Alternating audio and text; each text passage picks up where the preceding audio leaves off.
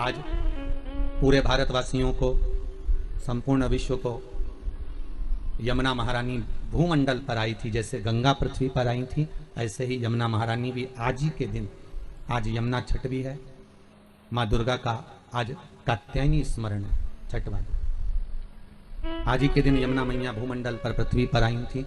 यमुना जी के प्रागट्य उत्सव की, जन्म उत्सव की, यमुना जी के पृथ्वी पर पधारने की सभी भारतवासियों को बहुत बहुत बधाई हो। श्याम सुंदर श्री यमुने महारानी की जय। माँ यमुना आपके जीवन का सुख प्रदान करे। आज पूरे भारत की भूमि पर आज का जो दिन होता है, नवरात्रि का जो छठा दिन होता है, यमुना महारानी के प्रागट्य का रहता है। इसलिए छठे दिन के पहले पंचमी, छठ और सप्तमी, ये 3 दिन ऐसे रहते हैं कि इस बीच में जो माता कात्यायनी का दिन होता है और यमुना जी का प्रगट दिवस होता है, इस दिन जैसे एक नदी का संचार भूमंडल पर आता है, तो थोड़ा ना थोड़ा प्रत्येक देश में, प्रदेश में चारों तरफ थोड़ा थोड़ा हवा का संचार रहता है। थोड़ा थोड़ा ऐसा लगता है कि मौसम चेंज हो रहा है, पानी के छींटे जैसा रहेगा, थोड़ा हवा का संचार बना रहेगा। ये सब क्रम रहता है, जो नियम बना हुआ है शास्त्रों का वैसा। क्योंकि पटरानी जब यमुना देवलोक से उतर कर इस मृत्यु लोक में आती है, तो उसका एक आदर, उसका एक सम्मान, उसका एक सत्कार होता है। भूमंडल पर अच्छा, कितनी विचित्र बात है, कितनी एक उत्साह की बात है कि देवता भी इस पृथ्वी पर आने के लिए तरसते हैं। देवता भी इस भूमंडल पर आने के लिए और ललायित रहते हैं कि हमें पृथ्वी पर जाना है, हमें इस भूमंडल पर जाना है। आपका विश्वास जितना दृढ़ होगा, आपका भरोसा जितना प्रबल होगा, उतना भगवान मिलेगा, उतनी भगवत तक की प्राप्ति है। जब तक राम तुम्हारे अंदर नहीं आ सकता, कब आएगा राम? जब तुम शंकर की कथा में प्रवेश करोगे। राम कब मिलेंगे? जब तुम शिव कथा में प्रवेश करोगे। कृष्ण कथा कब मिलेगी? जब तुम शंकर की कथा में प्रवेश करोगे। इसलिए राम कथा की शुरुआत तुलसीदास जी, वाल्मीकि बाबा शंकर की कथा से करते हैं, और श्रीमद् भागवत की शुरुआत वेद व्यास जी शिव कथा से करते हैं, शंकर की कथा से शुरुआत करते हैं। भागवत जी को भी उठाकर देखिए, शिव की कथा प्रथम में आएगी, फिर बाद में सारी कथा चालू होगी। राम कथा को उठाकर देखिए, शिव कथा प्रथम में आएगी, इसके बाद रामचरितमानस चालू होगी। विष्णु पुराण उठाकर देखिए, सबसे पहले शंकर का प्रसंग आएगा। अगर हमें जिस देवता की आराधना करना है, स्वयं देवी भागवत, नवरात्र में अगर आप देवी भागवत पढ़ रहे हो, नवरात्र में अगर देवी भागवत को सुन रहे हो, तो देवी भागवत का भी स्मरण करोगे तो सबसे पहले शंकर की कथा आएगी।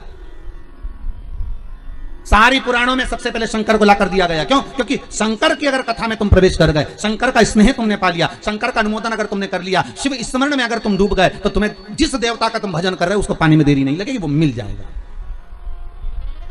पर दुनिया इतनी विचित्र है कि सारे देवता को रिझाना पसंद करती है, शंकर के पास बाद में जाती है। वो बाद में कब जाएगी? जब कोई बीमार पड़ गया, किसी का एक्सीडेंट हो गया, कोई बहुत ज्यादा बेकार हालत में पड़ गया, तब पंडित जी को फोन लगा के बोलेंगे महामृत्युंजय का पाठ कर दो। पंडित जी मन में सोचे, ये तो कभी शंकर जी के नहीं रिझाती थी, ये कभी तो शंकर का नाम नहीं लेती थी, ये शंकर का कभी भजन नहीं करती थी, सारे मंदिर गई पर शिव जी के मंदिर कभी नहीं गई, कभी एक लोटा पानी नहीं चढ़ाया, कभी शंकर का अनुमोदन नहीं करा, और उल्टा कहती थी कि हम शंकर का प्रसाद नहीं लेते, और उल्टा कहती हम शंकर के मंदिर नहीं जाते। बताओ, अब एक तरफ तो ये कहे कि शंकर के मंदिर नहीं जाऊं, प्रसाद नहीं लो, और आज जब दुख की घड़ी आई तब शिव याद आ गया, तब शंकर याद आया। तो भी शंकर के मन में अभिमतता नहीं। शंकर कहते हैं भले बाद में आया तो मेरे करीब में। और भागवत कहती है पहले शंकर का अनुमोदन करिए, राम कथा कहती है पहले शंकर का अनुमोदन करो, शिव महापुराण की कथा कहती है शंकर का अनुमोदन करो। तो ताप्ती ने भी सूर्य नारायण भगवान से पूछ लिया, पिताजी आप जब सारी दुनिया में प्रकाश फैलाते हो, आपका शरीर जब इतना तपता होगा तो शीतलता कौन देता होगा? तब शंकर भगवान ने तुरंत कहा, जब कोई भक्त 1 लोटा पानी लेकर शंकर पर चढ़ाता है और वो शंकर का चढ़ा हुआ जल गोल जलाधारी से निकल कर चरण से सबसे पहले नीचे की ओर जब आता है, मात्र 1 बीते की दूरी पर वो पानी जब बहता हुआ आता है, सूर्य नारायण कहते हैं वो जल मुझे मिलता है और मेरे शरीर की तपन समाप्त हो जाती है। जरा देखिए, लिंग पुराण में उठाकर देखिए, स्कंद पुराण को उठाकर देखिए, और दोनों पुराणों का वर्णन स्पष्ट कर रहा है कि भगवान सूर्य नारायण, इसलिए शायद यही शास्त्र वर्णन करता है, इसीलिए शायद शिव महापुराण में स्पष्ट किया गया कि शंकर की पंचायत में सूर्य भी विराजमान है। शंकर जी की पंचायत का मंदिर है क्या पांडे तारा में कहीं? शिव पंचायत का?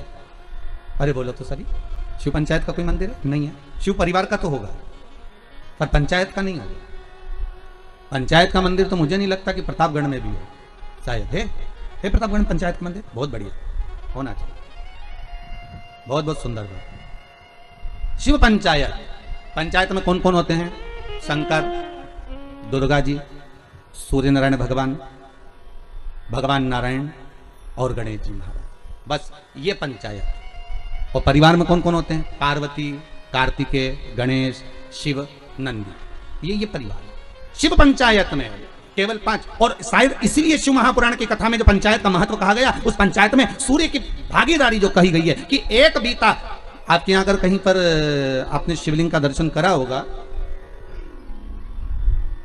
ये शिवलिंग है, ये जलाधारी है, ये पानी निकलने का स्थान है। यहां से जहां से पानी नीचे गिर गया और गिरने के बाद जब एक बीते तक जाता है, उस एक बीते पर सूर्य नारायण भगवान का भाग चालू हो जाता है। एक बीते पर क्यों कहते हैं? जिसको चर्म रोग हो जाता है, जिसका शरीर सफेद पड़ गया, चमड़ी बेकार हो गई, काला पड़ गया, शरीर में कहीं चट्टे पड़ गए, कहीं शरीर में दाने पड़ गए, पूरा चेहरा बेकार हो गया, पूरा शरीर बेकार हो गया, तो क्यों कहते हैं कि एक बीता जब पानी बह जाए, उस बहे पानी को हाथ का लेपन कर कर शरीर पर लगा लिया जाता है, शरीर ठीक होने लगता है।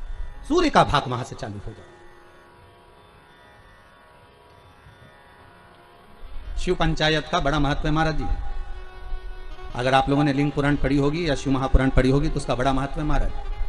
कहते हैं अदालत में अगर कोई केस चल रहा है, चाहे वो नौकरी से जुड़ा हुआ हो, चाहे सर्विस से जुड़ा हुआ हो, चाहे प्रॉपर्टी से जुड़ा हुआ हो, अदालत में अगर कोई केस चल रहा है और बहुत समय से चल रहा है और उसकी कोई सफलता नहीं मिल रही, कोई सफलता नहीं मिल रही, तो शिव पंचायत के मंदिर में जाकर महाराज 5 पुष्प, एक एक पुष्प एक एक देवता देवी को समर्पित कर दो और उनके चरण में मक्खन का लेपन कर दो।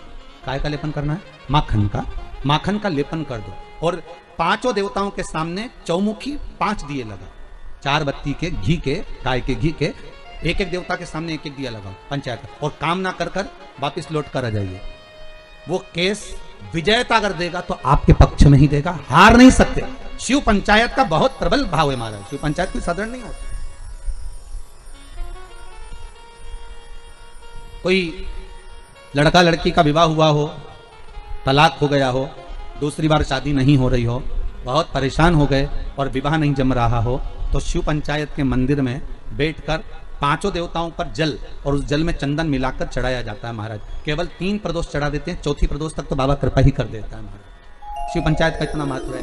शिव पंचायत कोई साधारण नहीं होती महाराज। शिव पंचायत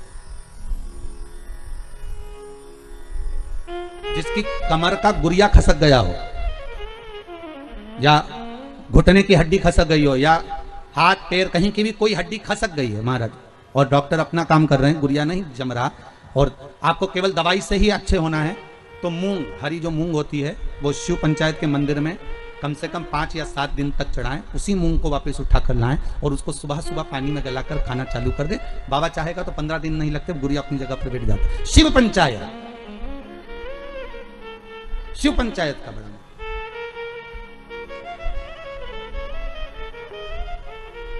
सहज नहीं है शिव पंचायत। तो भगवान शंकर की कथा कर रही है।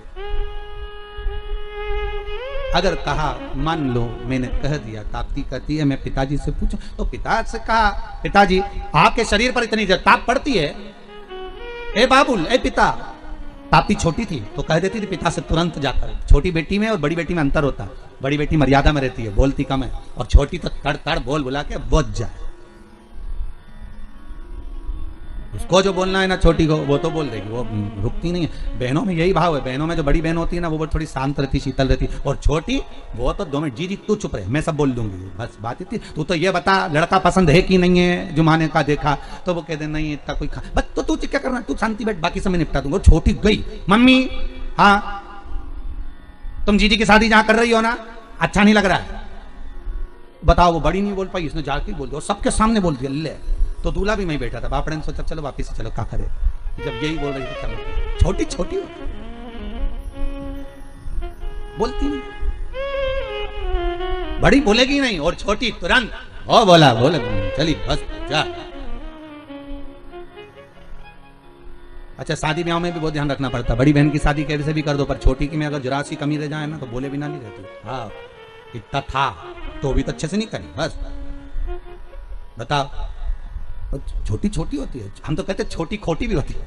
छोटे खोटे बहुत उद्यमी भी रहते, बोलने में भी एकदम फटाक, जो बोलना है बोल दिया। ताप्ती ने कह दिया, पिताजी आपसे बस केवल इतना कहना है कि आपको बहुत शीतलता, जब आपका शरीर इतनी तपन देता है, आपका शरीर इतना प्रकाश देता है, तो आपको वो शीतलता कहां से मिलती है? तो भगवान सूर्य नारायण कहते, भास्कर देव कहते हैं, जब कोई शंकर पर एक लोटा पानी चढ़ाता है, उसका चढ़ाया हुआ जल जब मुझे प्राप्त होता है तो मुझे उसमें शीतलता का अनुभव हो जाता है। अब विचार करिए, किसी ने हमसे पूछा भी है कि हम सूर्य नारायण भगवान को अर्घ दें और कभी कभी नहीं दें, और हम शंकर के मंदिर में जाके पानी चढ़ाते हैं, तो उससे सूर्य नारायण भगवान को फल प्राप्त होता है क्या? क्यों नहीं होता? आप अगर शंकर को जल चढ़ा रहे हो तो ब्रह्मा को भी जल चढ़ गया, शिव को जल चढ़ाया तो भगवान विष्णु को भी जल चढ़ गया, शिव को जल चढ़ाया तो जगदम्बा को भी जल चढ़ गया, शंकर को जल चढ़ाया तो गणेश जी को भी जल चढ़ गया, शंकर को अगर जल चढ़ाया तो कार्तिकेय को भी जल चढ़ गया, और शिव को अगर जल चढ़ाया तो 33 कोटि देवता, जहां से पानी बहता है वहां तक 33 कोटि देवता विराजमान होते हैं, इसलिए शंकर का जल लांगा नहीं जाता, वहां 33 कोटि देवता विराजमान होते हैं, सबको जल का भाग मिल गया। एक साधे सब सधे, एक जगह खोदे जाओ पानी तो निकले, खोदो मिल गया।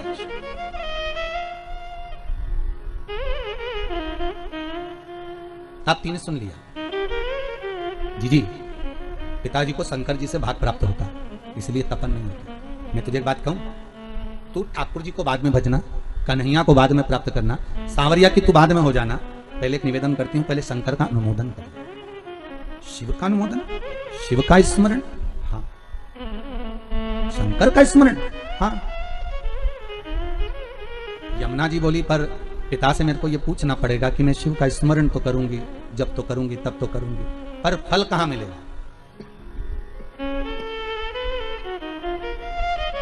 फल कहां मिलेगा? बहुत ध्यान दीजिएगा महाराज। शिव महापुराण की कथा कहती है, देवलोक में कितना भी अच्छा काम कर लेना उसका कोई फल नहीं मिलता। फिर से बोलो एक बार, किस लोक में? देवलोक में। देवलोक में जाकर तुम भगवान का भजन करोगे, उसका कोई फल नहीं मिलेगा। बहुत ध्यान दीजिएगा, देवलोक में जाकर तुम कथा सुनोगे, उसका कोई फल नहीं मिलेगा। देवलोक में जाकर तुम दान दोगे, उसका कोई फल नहीं मिलेगा। ऐसी कृपा कर दे कि अब वो गलती नहीं करूंगा, हो गया, मेरे से गलती हो गई थी, मैंने हो सकता है पीपल का वृक्ष कटवाया हो, बेलपत्री का वृक्ष कटवाया हो, और भी आम के पौधे, ना जाने कितने बगीचे कटवाए होंगे, जब मैंने कॉलोनी काटी होगी, जब मैंने प्रॉपर्टी बनाई होगी, जब मैंने कुछ निर्माण करा होगा, ना जाने कितने ऑक्सीजन देने वाले इन वृक्षों को काटा होगा, तो उसका भाग हो सकता है मेरे कर्म में लिखा होगा, पर आज क्षमा मांगता हूं कि अब नहीं होगा। उस परमात्मा से भले पलंग पर पड़े हो पर क्षमा याचना कर लो, उससे मांगो क्षमा। वो पिता है और बाप हमेशा अपने बच्चे को माफ कर देता है, ये पक्का है। हो सकता है गलती हुई होगी तो मेरा शंभु, मेरा त्रिकालदर्शी, मेरा कैलाशी क्षमा भी कर।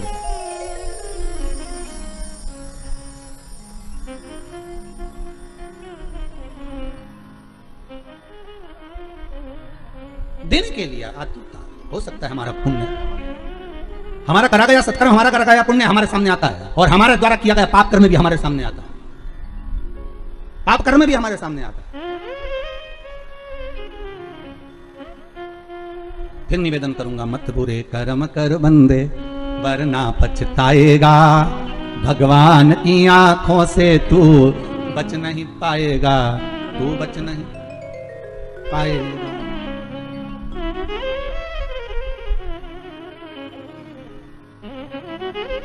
अच्छा, संतान नहीं हो, किसी नारी की गोद, अगर स्त्री की गोद अगर खाली रह जाए तो भी दुख होता है उसको कि मेरे घर में औलाद नहीं, संतान नहीं। हम कई बार कहे, आज फिर कहते हैं, ये टेस्ट भी बाद में कराना, सारी जांचें बाद में कराना, एक बार शंकर का भजन कर कर देखना। पिछले वर्ष कथा में तुमरुका जी की जो कथा कही थी, यूट्यूब पर डली हुई, अगर आप लोगों ने नहीं सुनी हो तो उसको निकालना यूट्यूब पर। श्री तुमरुका शिव महापुराण की कथा हमने कही थी, तुमरुका जी का व्याख्यान, उसमें वर्णन किया था। सब जगह से अगर हार जाओ और सारे रिपोर्ट आपकी आपने सब दूर दिखा ली, तो एक बार शंकर पर भरोसा कर कर तुमरुका जी का नाम लेकर सफेद आंकड़े की जड़ को शिवजी पे से रजस्वला धर्म के 7वें दिन 21 बार घुमा लो, नाम गोत्र बोलकर कमर में लाल धागे में बांध लो, पीपल के पत्ते शिवजी को चढ़ाओ, उठाकर लाओ, उस एक पत्ते को रात्रि को गाय के दूध में उकालो और उस दूध को दोनों पति पत्नी पियो, साथ रहिए। समय आएगा, बाबा चाहेगा तो 3 या 4 महीने में गर्भ ठहर ही जाएगा। सारे डॉक्टर को दिखा लिया अपनी जगह, टेस्ट भी करवा लिया अपनी जगह, पर एक बार प्रयोग, और वो विश्वास रखकर करना पड़ेगा। शंकर पर जो भी कार्य कर रहे हो आप, जो उपाय कर रहे हो आप, शिव का स्मरण कर, भगवान पर अगर विश्वास रखोगे, भरोसो दृढ़ इन चरणन करो, श्री वल्लभ नक चंद्र छटा बिन सब जगह ही अंधेरो। अगर भरोसा है तो शंकर है, और भरोसा नहीं तो शिव कहां से? विश्वास लेकर अगर आए हो तो काम तो होगा। ये लोग काशी से आए हुए हैं, विश्वास लेकर ही तो आए होंगे कि हम जाएंगे शंकर की कथा में तो बाबा कृपा जरूर करेगा। कई लोग यहाँ पर बैठे हुए हैं जो विश्वास लेकर आए हुए हैं, दूर दूर से आए हुए हैं, केवल विश्वास लेकर कि भगवान कृपा करेगा किसी ना किसी रूप में, मुझे विश्वास है कि बाबा मेरी सुनेगा। और फिर कहता हूं, कथा में अगर आपने मन लगा लिया, भले टीवी चैनल के माध्यम से श्रवण कर रहे हो, भले मोबाइल के माध्यम से श्रवण कर रहे हो, भले पंडाल में सुन रहे हो, बाबा से अगर दिल से आपने अगर कह दिया तो 3 महीना बहुत होता है सब कामना पूरी होने के लिए। मेरा बाबा आपको कुछ ना कुछ दे ही देता है, बस आपकी रुचि के अनुसार सुख प्रदान कर ही देता है। आप उस पर विश्वास, भरोसा, भटकना नहीं है हमको, मार्ग से विचलित नहीं होना। कई लोगों की आदत रहती है, पहले राम जी के पास चले जाएंगे, राम जी से काम नहीं होगा तो कृष्ण के पास चले जाएंगे, कन्हैया जी से काम नहीं होगा तो हनुमान जी के पास चले जाएंगे, हनुमान जी से नहीं होगा तो शंकर जी के पास चले जाएंगे। पर शिव महापुराण की कथा कहती है, गुरु जी के 2 चेले, गुरु जी ने दोनों चेलों से कहा, जाओ जमीन खोदो, 50 फीट पे पानी निकलेगा और मेरे लिए लोटा भर के पानी लेकर आओ। चेलों ने मन में विचार करा, बताओ पानी इतना सारा पड़ा, वो पी लो, मैं 50 फीट खोदें फिर पानी ला। जाओ दोनों 50 फीट खोदना, पानी निकलेगा और लेकर आना, मेरे को पानी पीना है, जाओ जरा। दोनों चेले चले गए। एक गया तो खोदता गया, खोदता गया, खोदता गया, खोदता गया। दूसरा गया तो उसने यहाँ खोद लिया, फिर वहाँ खोद लिया, फिर वहाँ खोद लिया, पानी नहीं निकला। 50 फीट तक एक चेला था तो वो खोदता गया, पानी निकल गया, लोटा भर के लेकर आए। गुरुजी ने पूछा पानी निकल गया हो? दूसरे से पूछा तुझे नहीं निकला? नहीं। गुरुजी ने पूछा तूने खोदा था? बिल्कुल, चलकर देख लो। गुरुजी गए देखने के लिए, गुरुजी ने देखा तो उसने क्या करा, थोड़ा यहाँ खोद लिया, थोड़ा वहाँ खोद लिया, थोड़ा वहाँ खोद लिया, थोड़ा वहाँ खोद लिया, पानी नहीं निकला। और एक चेले से पूछा तूने कैसे निकाला? तो कहते एक ही खड्डे को मैं खोदता गया, खोदता गया, खोदता गया तो पानी निकल गया। यहाँ शास्त्र वही कह रहा है, एक पकड़ो और एक जगह ही खोदते रहो, शंकर जी का भजन करते रहो। तारेगा तो ये, मारेगा तो ये, कहेगा तो ये, जो कुछ करेगा खोदते जाओ, पानी जरूर निकलेगा। पर 10 जगह खोदोगे, कभी इधर खोद लिया, कभी उधर खोद लिया, कभी उधर खोद लिया, तो पानी नहीं निकलना है। कोई काम तुम्हारा बनना नहीं है, कुछ भी नहीं होना है। एक ही जगह खोदो, खोदे पानी निकलेगा। करो भजन एक का, पर आदत बुरी है ना तुम्हारी। फिर कोई घूम रहा था उसके पास, फिर किसी के पास। भगवान को भी मालूम है ये एक जगह नहीं टिकेगी रे, आज तुम्हारे पास आ गई, कल दूसरी जगह चले जाएगी, परसों चौथी जगह जाएगी, काम नहीं होगा तो भटकती फिरेगी, पर विश्वास नहीं रखेगी। जिस दिन ये विश्वास पक्का कर लेगी कि शंकर ही मुझे बचा सकते हैं, शंकर ही मुझे जिला सकते हैं, शंकर ही मेरा पेट भर सकते हैं, शंकर ही मेरा अनुमोदन कर सकते हैं, शंकर ही मुझे धन देंगे, दौलत देंगे, संपदा देंगे, शंकर के सिवा कोई नहीं देगा, तब शिव भी सोचता है अब नहीं टिकेगी। और नहीं टिकेगी तो परीक्षा लेंगे शंकर। पहले आपका काम हो सकता है नहीं भी करें शंकर, क्योंकि वो देखना चाहते हैं कि पहले जैसी थी वैसी की वैसी है, खड्डा अलग अलग खोद रही है क्या। पहले देखेंगे, पहले इधर से उधर से 10 जगह खड्डे तो नहीं खोद रही, फिर उसको लगेगा नहीं ये पूरा विश्वास रखकर टिक गई तेरे चरणारविंद में, तो वो महामृत्युंजय महादेव फिर प्रकट होकर कुछ दे ही देगा। ये उसकी कृपा फिर होगी। वो जब तक नहीं देता, जब तक परीक्षा नहीं लेता। सास बहू को चाबी जब तक नहीं देती, जब तक सास बहू की परीक्षा नहीं ले लेती। सास को भी लगता है कि बहू को चाबी दूंगी और मालूम पड़े होता है। एक ससुर जी मर गए, बहुएं रोने लगी, खूब चिल्ला चिल्ला के, खूब धाड़ धाड़ के रोए। अपने अपने पतियों को फोन लगा दिया, पतियों भी आ गए, 4 पति थे, सब 4 बहुओं के आ गए। क्यों रो रही हो? बहुएं बोली तुम्हारा बाप मर गया, पिता तुम्हारा। तो पतियों बोले तुम्हारा भी तो ससुर था, तुम्हें दुख नहीं हो रहा, रो काय को रही हो? तुमने तो कभी ससुर को 1 गिलास पानी नहीं दिया, कभी पिता को 1 गिलास चाय बनाकर नहीं दी, कभी गरम रोटी नहीं खिलाई। जब बहुएं मिलती थी तब ताने देती थी, आड़ा टेढ़ा बोलती थी, गालियां देती थी। और आज पिता मर गया तो रो रही हो? किस लिए रो रही हो तुम? तुम्हें रोने का कोई हक नहीं है। इतने में 4 बहुएं बोली अपने पतियों से तुम्हारे बाप मर गए उसके लिए थोड़ी ना रो रहे हैं, तुम्हारा पिताजी मर गया उसके लिए थोड़ी ना रो रहा है। तो बहुओं से पतियों ने पूछा फिर काय को रो रही हो? तिजोरी की चाबी ना जाने का धर गए इसलिए रो रही है। पतियों ने भी माथा ठोका, जगदम्बा होना। अब पत्नियां बोली सुनो तुम्हारे पिताजी को जगाओ और चाबी पूछो कहां रखी तिजोरी की। पतियों बोले इनको मरा आधा घंटा हो गया, तुमके चाबी पूछो, सीधी तरीके से जवा लो, नहीं तो तुमको नहीं सुला दे। बेचारा पतियों को भय लगा कि इनका क्या, तो लोग लालची व्यक्ति तो कुछ भी कर सकता। इनके मन में दुख हुआ, इन्होंने कहा ऐसा कोई होता है कि मरा हुआ व्यक्ति जाग जाए? हम नहीं जानते, हमें चाबी चाहिए तो चाबी चाहिए, आप पूछो कहां रखी है। डॉक्टर साहब को बुलाया, डॉक्टर साहब बताओ हमारे पिताजी को थोड़ी सी देर के लिए जगा दो, बस जग जाएं और उसके बाद में चाबी बता के भले मर जाएं, ऐसी कुछ कृपा कर दो। डॉक्टर साहब बोले 80,000 का एक इंजेक्शन लगेगा, हम लगाएंगे। पिताजी जाग के बैठेंगे, उतनी देर में पूछ लेना चाबी कहाँ रखी है, बताएंगे, फिर वो मर जाएंगे, ठीक है, पर जल्दी पूछना, इतना टाइम तक जिंदा नहीं रहेंगे हो। लगाओ 80,000 लाओ। अब बहू ने सोचा चाबी तो निकालना है, तो बहू ने करीब अपनी अपनी रकम बेची है। बता, बुढ़ा बीमार था तो 1 रुपए की नहीं बेची, और चाबी के चक्कर में सब 20-20 हजार में रकम बेची है। 20-20 हजार में रकम बेच गई, 80,000 रुपए लेकर डॉक्टर के सामने दिए। डॉक्टर सामने कहा सामने खड़ी हो जाओ, और सामने खड़ी होकर जैसे ही जागे पूछ लेना चाबी कहाँ रखी है। और जैसे ही डॉक्टर सामने इंजेक्शन लगाया, ने बुढ़ा उठ के बैठा, ने डोकरा जैसे उठ के बैठा, इतने में बहू बोलती उससे पहले बुढ़ा बोल दिया, क्यों रे या पाड़ा के पानी पिलाया कि नहीं पिलाया, और मर गया।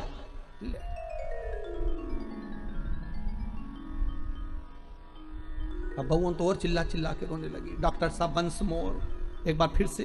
डॉक्टर साहब बोले ला 80,000, फिर इंजेक्शन लगाऊंगा, अब की बार पाड़ा के पानी पिलाया, अब भैंस के पिला के मर जाएगा। ला अभी जगाऊं मैं, जगाने में क्या,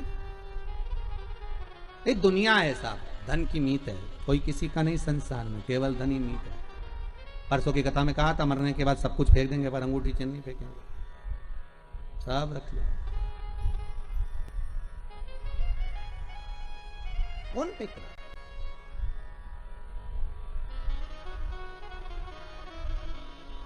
एक साधो, आशा लगाकर बैठे रहना। विश्वास में आस भी है और विष भी है। विश्वास में दोनों चीजें, विष भी है और आस भी है।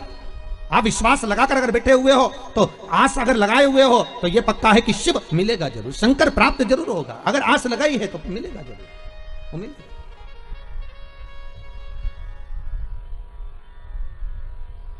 परमात्मा से अगर मन चित्त वृत्ति रमाए हुए हो तो प्राप्ति जरूर हो।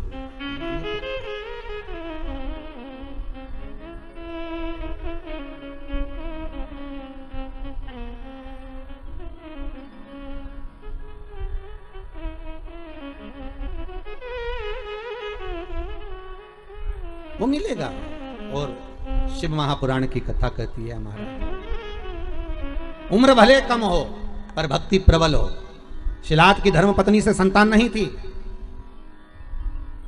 और शिलाद के मन को खलता नहीं था, पर परिवार के लोग कहते थे कि कोई तो एक पुत्र हो जाए जो तार दे।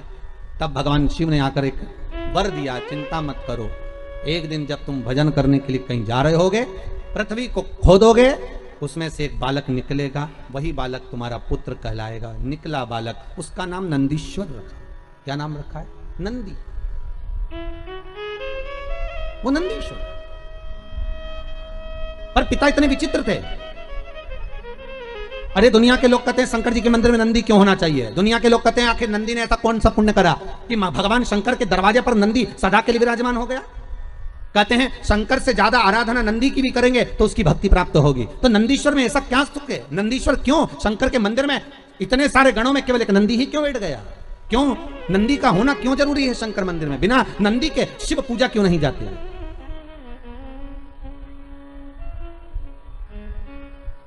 बिना नंदी के शंकर क्यों नहीं पूजाते? उसका कारण केवल इतना है कि पिता ने जब देख लिया 4 साल का बेटा नंदी, उसका भरण पोषण करा, जो जमीन में से प्रकट हुआ था, जो पृथ्वी में से निकला था, उसका पालन पोषण शिलाद ने कर लिया। और शिलाद ने करा, करने के बाद एक दिन शिलाद के यहां पर देवता आ गए, एक मित्र एक वरुण, 2 देव पधारे।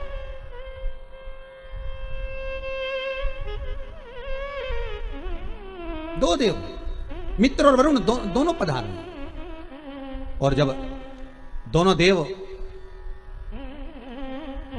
जब आए दोनों की सेवा में, आज शिलाद ने एक काम करा, अपने छोटे से पुत्र को लगा दिया कि इनकी सेवा करना। जाओ, मेरा आपसे भी निवेदन है, बहुत भाव से कहूंगा,